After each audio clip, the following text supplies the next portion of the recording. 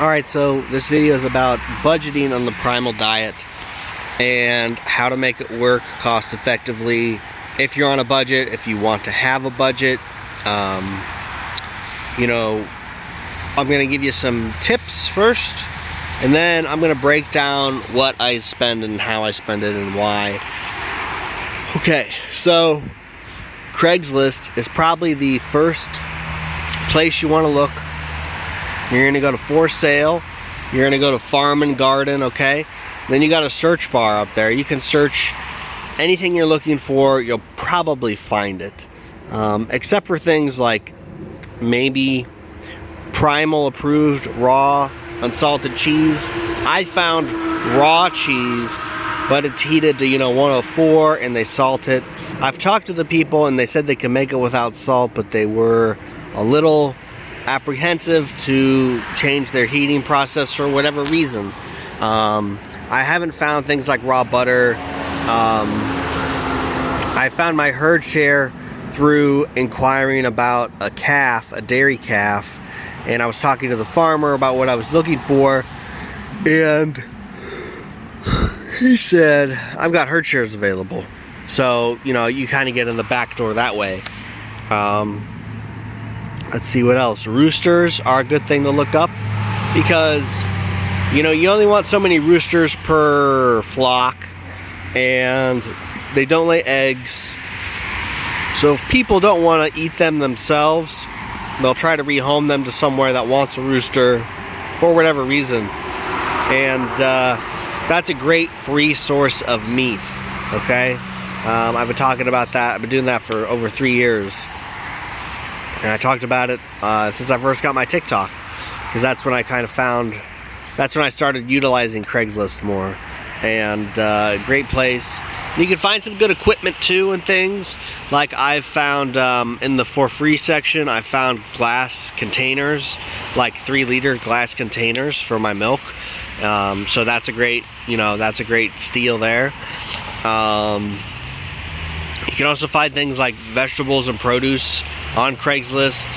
People selling starts of plants, for your garden. There's people selling livestock, lambs, sheep, goats, cows, pigs, chickens. That's a great, it's a great resource. And again, it's about, it's a little, you got to put in some work, right? You got to drive out there usually, meet the people, but that's a good thing because you build the relationships for food, and you show that you have money and you're a reasonable person who's not going to rip them off, and you can get deals, right? It's just it's a process that's relationship building. Another internet tool that I like to use, it's kind of new, so your area may not have a lot on there, but I see stuff getting added every day. It's called Farmish. Farm, F-A-R-M-I-S-H, Farmish. It's an app, and it's kind of like the farm and garden section of Craigslist, except on an app. People selling handicrafts, handy goods, meat, eggs, that kind of stuff. So again, some good deals on there. Also, Amish auctions are a great place to go, and you can get good deals on plants and produce and stuff, chickens, that sort of thing, other livestock, other homemade Amish goods if you're into that. But again, it's an opportunity to build a relationship with the Amish. I mean, you're an outsider, you have to realize that. It's going to be a little different. They might not trust you. Some of them might. It just depends. So, getting to know people and being a good customer, it goes a long way.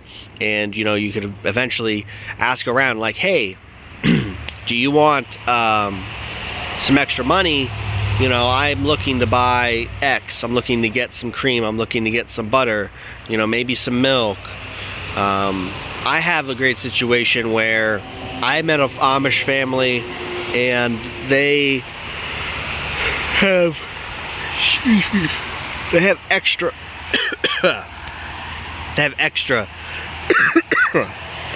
excuse me, I got some ginger my vegetable juice I'm drinking. It's a little strong. They have some extra cream. So with that extra cream, they make me butter. And then I also get cream from them. So I get a pound of butter for $4, unsalted, raw, and a gallon of cream for like $25, of heavy cream for $25. And they thought they were charging me too much for the butter. They're like, hey, you know, we're charging you too much for the butter. I said, oh no, it's plenty good. It's fair. I want to make it worth your while. I want to keep this going, you know. I don't want to feel like you're getting shortchanged. So let's just keep it at $4. And I go up there. It's about 50 miles. I go up there about once every few months in the spring to the fall. They don't do it in the winter. The cow does not make enough cream. So, you know, I'm picking up 12, 14, 16 pounds of butter at a time, and then a gallon and a half of cream. And it's about $100 or less, you know, for all that each time I go. So it's a pretty great deal. You know, that lasts me a long time. I can eat a lot, especially if I'm trying to gain weight. Right now I'm on a cutting cycle. I haven't been up there yet this season. So, you know, we'll see. I look forward to seeing them. They're great people. So, you know, and they offered me eggs too, like pretty cheap, like $1 a dozen, $2 a dozen, but they don't really feed them the best stuff. But I might take them up on it because the prices of eggs have gone up where I get them. So it may be worth it. But again, like, it's relationship building. You go looking for one thing, you may find another thing. You may not find what you were looking for initially, but you may find something else. So it's useful to do this sort of thing, I believe.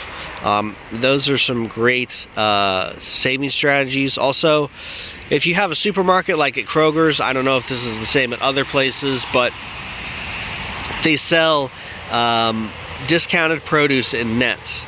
Like, sometimes it's a little blemished, sometimes it's perfectly fine. But I just think it's a matter of like cycling out produce. And they sell bags, or netted bags of like oranges, grapefruits, limes, lemons, even things like peppers and avocados. Sometimes it's organic, sometimes it isn't. Not really a big deal with the stuff I'm buying, which is mostly citrus fruit.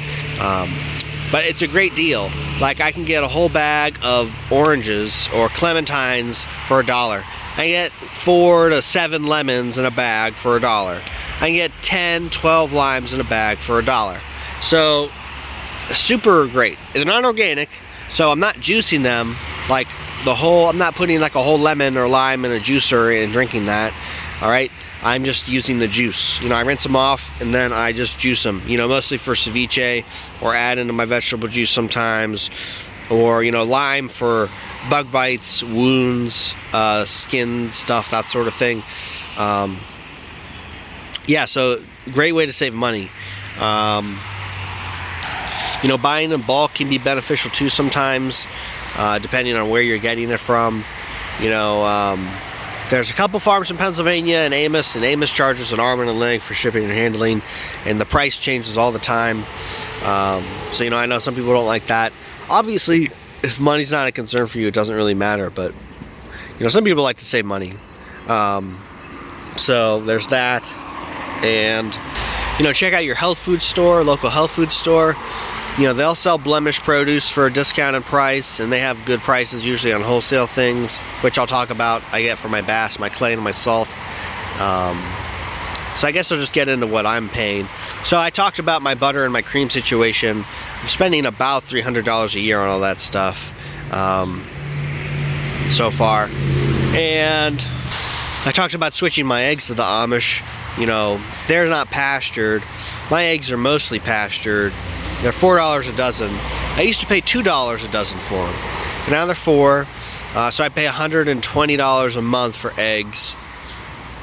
So it's about, you know, $1,200 a month or a year on eggs. And then in terms of meat, I'm spending anywhere from $35 to $50 on meat, and it's mostly like fish, maybe sometimes pork, some shellfish in there. You know, usually it's in that ballpark. Sometimes if I'm feeling a little decadent, I might spend $60. But that's not every week. That's like maybe once a month. Pretty manageable. I'm buying like 3.5 pounds, 4 pounds of fish usually, and maybe a pound or two of pork, maybe. I haven't really been eating pork at all recently, so just fish. Summertime and fish is a good thing. And for vegetable juice, you know, Agenus has said vegetable juice is probably the least important part of the diet. I'm lucky that I've been on the diet 5.5 years now, so my vegetable juice consumption it's not what it was. You know, I'm drinking maybe 2 to 3 cups every other day, maybe 2 days a week, 3 days a week, you know, something like that. You know, just because I'm kind of lazy, but I'm eating a lot of white meat, so I don't really feel the need. I'm not like over acidic. Also in the summer, I'm working outside. I like to do the hydration formulas or the sport formulas, whatever you want to call them. And those are quite alkalizing in and of themselves. You know, it's not quite as good as vegetable juice, but if you're not eating a lot of red meat and you're not just starting a diet, it's probably good enough for the day. So you know, and I do like 5 days a week usually when I'm at work outside. So you know, that's a good thing. Gardening, great way to save money, by the way, kind of a tangent, but you know, you can grow your own tomatoes pretty easily. Cucumbers are a little more difficult. You know, they're pretty prone to fungus. You want to make sure you've got a good drainage system on your pots or your soil, otherwise they get the fungus and you'll get like 1 or 2, but then the plant dies. So you know, also another tangent, working at a farmer's market is a good thing. That's what I'm doing this summer, twice a week, 8 hours a week. And you know, I get paid $20 cash, and I also get first dibs on produce, and I get blemish produce, and they'll just spiff me on produce like extra. So you know, in the farm I'm working for is very diverse.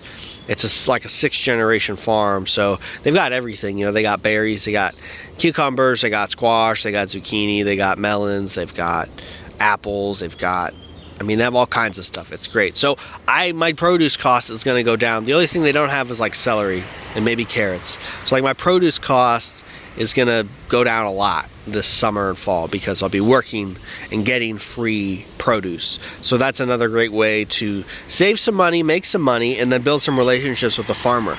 Yeah, building relationships is key. So you're going to want to do that. It does take some time and some effort though, but you know, it will be worth it in the end, I think. You know, if you look, what do they search and you will find, I don't know, something like that. So for dairy, the rest of my dairy, for cheese, I get my cheese from Meadow Farms. I've set up a private membership association for the farmer. If you want to join that, there may be space. It's $20 to join. Unsalted cheese is $7.50 for 1 pound. Or if you buy 5 pounds, it's $7 a pound. So I buy 3 blocks at a time. It's about 15 to 19 pounds. They're not exactly 5-pound blocks, but they're like maybe 5 to 7-ish. So, you know, I get about 15 to 19 pounds of cheese per order. My shipping cost is like $35, you know. So I'm basically spending $42.50 a month on cheese, you know, once you add in the shipping, and that's for like 5-7 pounds of cheese. So it's really worth it.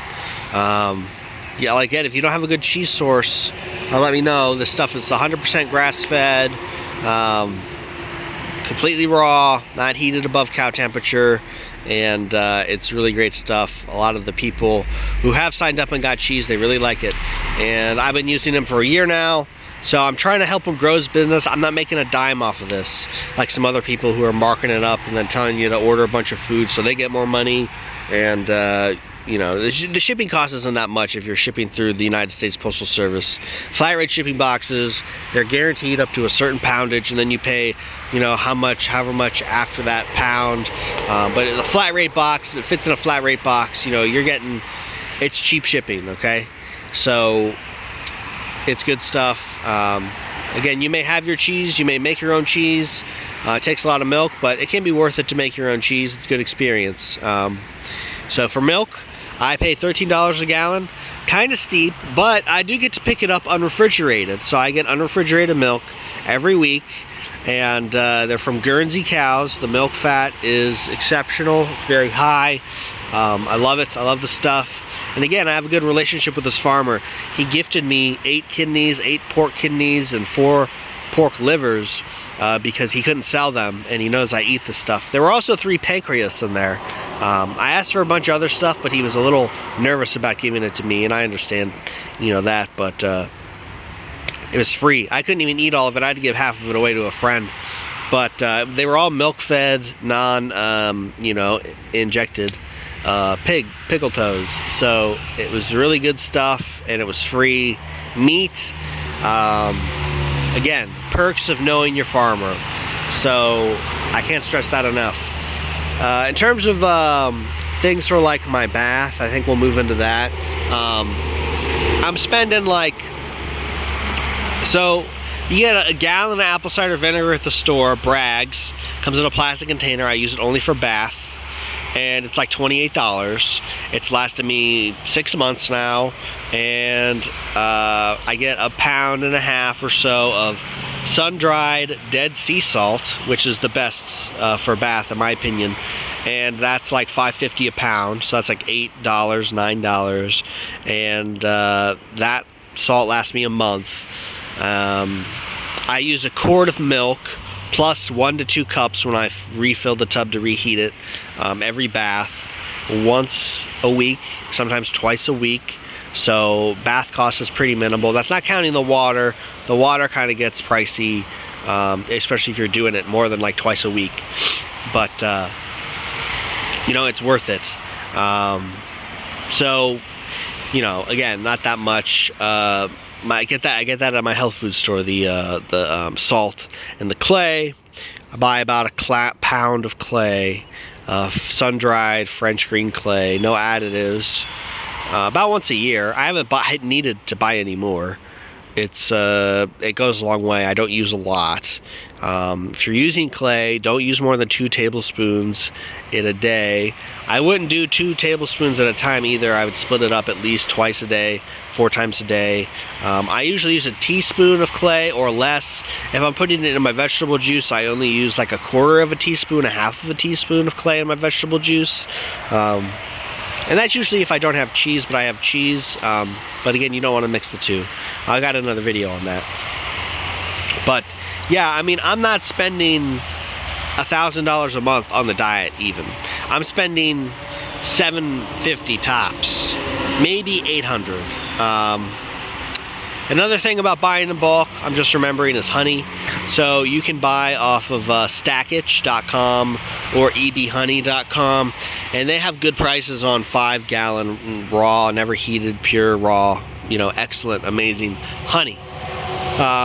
They're like $275, $300 for the 5 gallons. I pay about $250 because I pick it up, but you know, that lasts me over a year. So again, the cost on honey is minimal if you buy it up front. If you buy it in bulk, you can save a lot of money that way. So I'm going to keep this video under 20 minutes. I might be forgetting some things.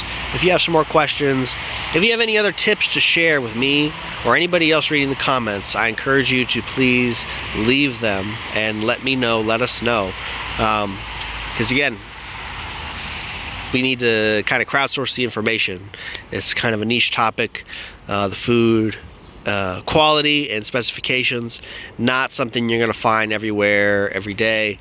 So let us know. And again, a lot of these prices are geographic dependent. I'm in the Midwest. If you're in California, it's going to be hella expensive. Same with places like New York. It's just the way it is. So, you know, depending on where you live, your price, your budget is going to be a little different regardless. Just like with anything else. So, thanks, and let me know. Let me know if you have something to share. Let me know if you have questions.